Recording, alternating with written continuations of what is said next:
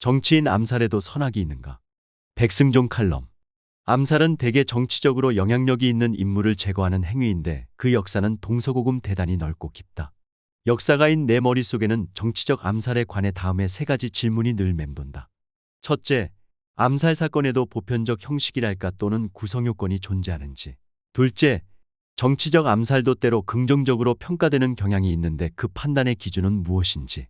셋째, 민주주의가 시대정신이 된 현대에도 암살은 사라지지 않고 있는 이유를 우리는 과연 어디에서 찾을 수 있을까? 조선시대의 선비들이 가장 주목한 암살 사건은 자객 형가에 관한 것이다.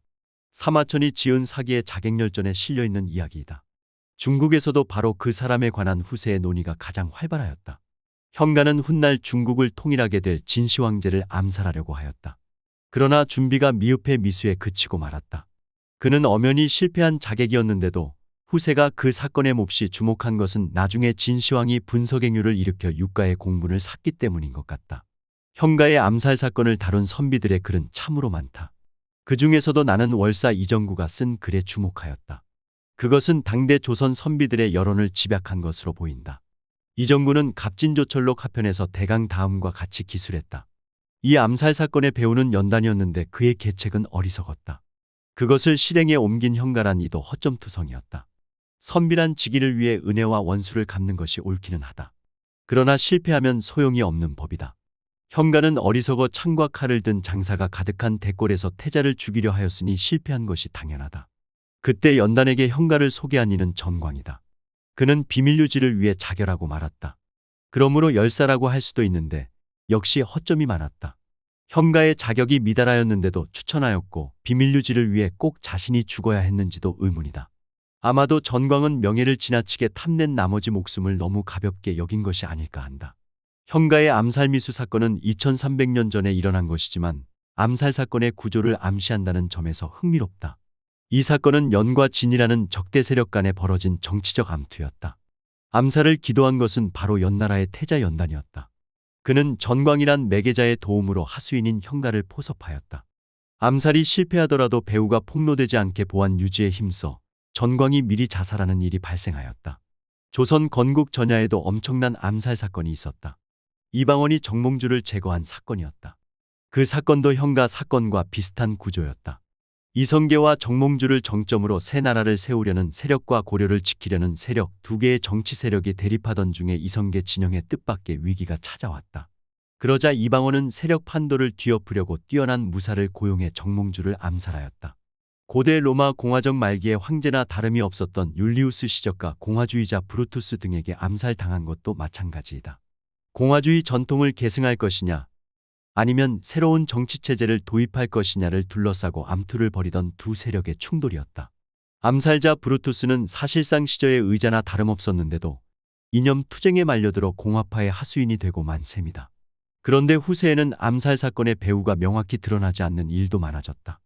가령 1865년 4월 14일에 미국의 제16대 대통령 에이브러햄 링컨이 암살되었다. 막 남북전쟁에서 승리한 직후였다. 그는 언론에 예고한 날짜에 극장을 방문했다가 암살자의 총에 맞아 절명하였다.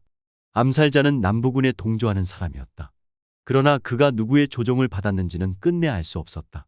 이 사건처럼 암살자가 정치적으로 어느 진영에 속하는지는 알 수 있어도 그가 어떠한 개인 또는 집단의 지시나 조종을 받았는지 알 수 없는 경우가 적지 않다.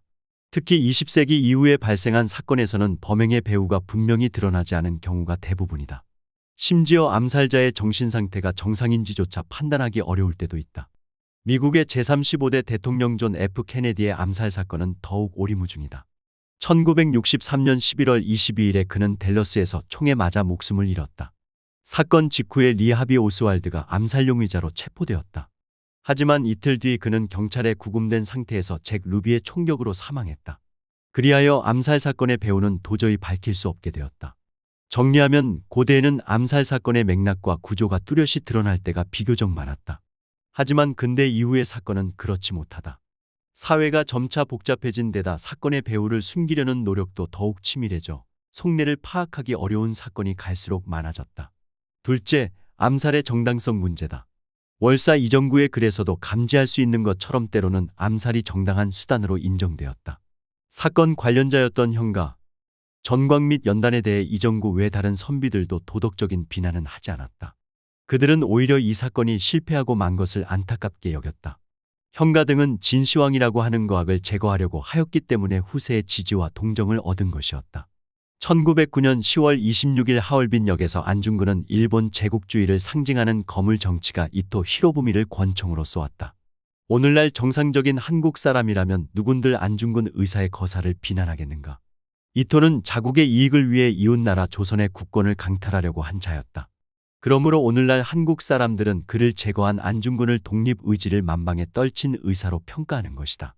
암살 사건에 대한 도덕적 미화는 20세기 서양의 역사에도 있다. 1944년 7월 20일 독일군 장교들이 아돌프 히틀러 총통을 암살하려고 사령부에 폭탄을 설치하였다.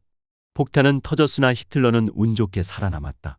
그러자 이 사건에 깊숙이 관련된 고위층은 사건의 내막을 숨기려고 장교인 슈타우펜베르크 등 4명의 군인을 바로 총살하였다.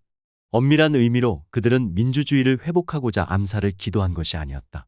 그들은 독일이 패전하기 전에 전쟁을 끝내려고 히틀러를 살해할 계획이었다. 그러나 전쟁 후에 독일 사회는 이 암살 계획에 참여한 장교들을 순교자로 대접한다. 그러나 이념 대립이 극심한 세상에서는 암살자에 대한 평가도 진영에 따라 완전히 엇갈린다. 길게 말할 것도 없이 서방 세계에서는 이슬람 테러리스트를 범죄자로 단죄한다.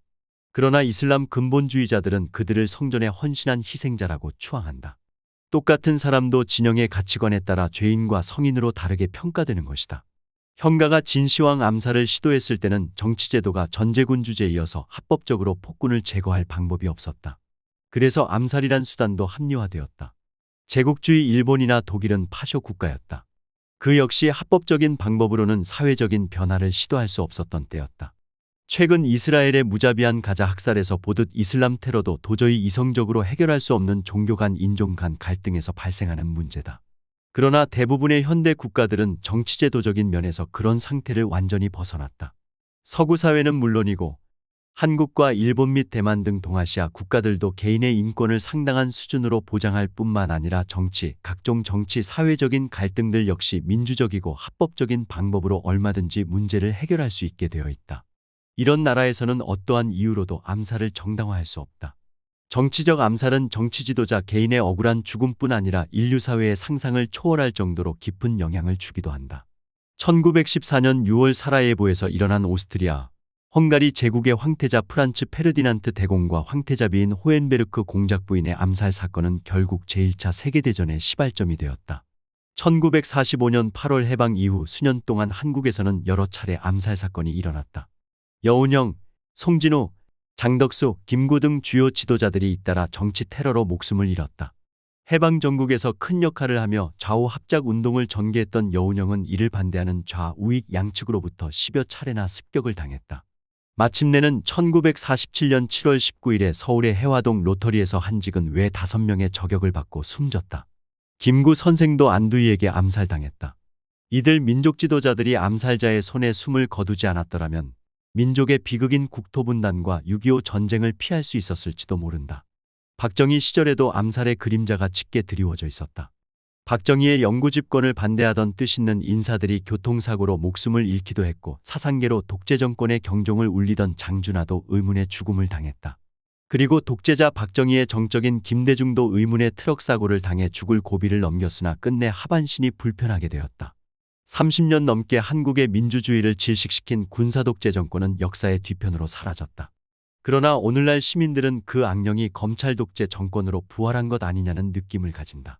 그래서일 것이다. 검찰이 이재명 민주당 대표를 수백 회에 걸친 압수수색으로 괴롭혀온 상황에서 최근 백주대낮에 벌어진 그에 대한 암살 기도가 심히 범상치 않아 보이는 것이다. 지난 문재인 정권 때만 하여도 한국은 완전히 민주화된 나라라는 국내외의 평가가 잇따랐다. 그러나 오늘날의 여러 정치 사회적인 상황으로 볼 때 그것은 착각에 불과한 것이 아니었나 자괴감이 든다. 암살이란 상대방에 대한 증오를 폭력으로 표현하는 것이다. 오늘날 소수 극우 세력이 우리 사회의 광기와 폭력을 증폭하고 있다. 그 배후에는 의도적으로 사회적 증오를 조장하는 특정한 정치 세력이 도사리고 있음을 우리는 안다. 그렇게 우리 사회가 이념으로 분열되고 양극화로 찢어진 것은 명백한 사실이나 암살이나 테러 같은 방식으로 우리 사회의 갈등을 해결 수는 없다. 민주시민들이 극단주의자들이 가슴에 품은 증오의 증오로 대응하지는 않을 줄 알지만 증오는 또 다른 증오를 부른다는 것이 명백한 역사의 교훈이다. 초야에 묻힌 한 역사학자의 고뇌와 걱정이 크다.